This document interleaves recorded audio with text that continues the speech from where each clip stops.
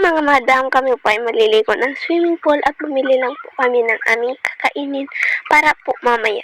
Ay, nag-ikot-ikot na talaga. Pwede go. Si OA yan. At naghihintay na rin po ang aking mga kasama. At maya-maya po ay umalis na rin po kami. Yan ang ate ko. Pwede go. Kamang yan yun.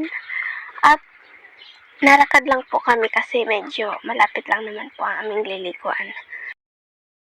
At yan nga ang aking mga kasama maligo at yan ang aking ate na napakita pa talaga ng kanyang puwet. Feeling naman meron, charot.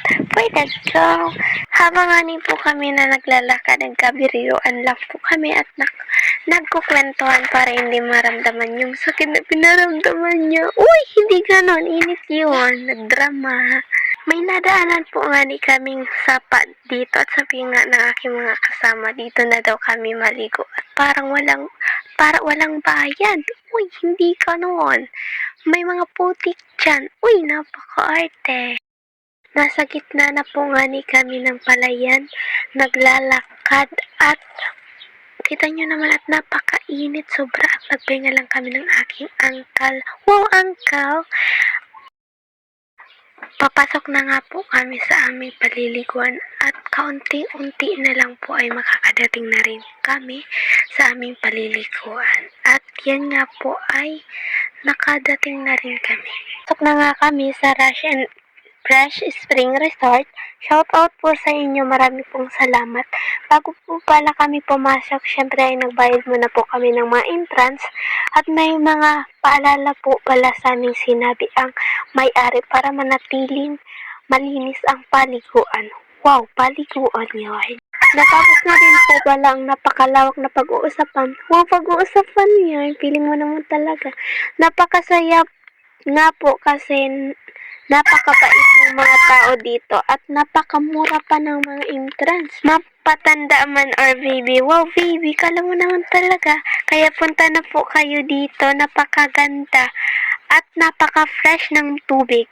Dito lang po yan sa Bicol. Facebook page din po sila, Rush and Fresh Spring Resort. Pwede nyo pong bisitahin para po makapunta na po kayo dito. Balik na nga po tayo dito at nakapasok na rin po kami sa mismong paliguan at ang ganda po talaga. Nagtahinga lang po kami ng ilang oras para po makaligo ng fresh kasi napakainit talaga. Uy, ano yun? Kita nyo?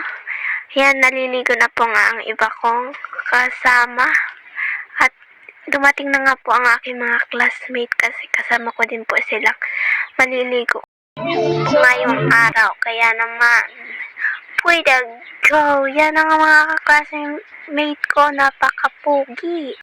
Yan nga, sabi nga na aking dalawang classmate, picturean ko daw sila. Oh, pwede go. Tingnan naman ninyo ang mga pinaggagawa sa sarili nila. Oh, pipicturean na lang, pinahirapan pa yung mga sarili. Pupuntahan ko naman po ang aking mga kaklasmate sa kanilang kubo kasi nakain po sila ngayon. Ayan, mapunta na po tayo dyan sa kanila. Yan po ang aking mga classmate at nakain po yung iba at nagpapahinga na din po ang aking ibang classmate at nauwi na rin po kami ngayon kasi hapon na din po at kailangan namin umuwi. Iwan ko na po ang aking mga ibang kaklasmate doon kasi nabihis po pa sila.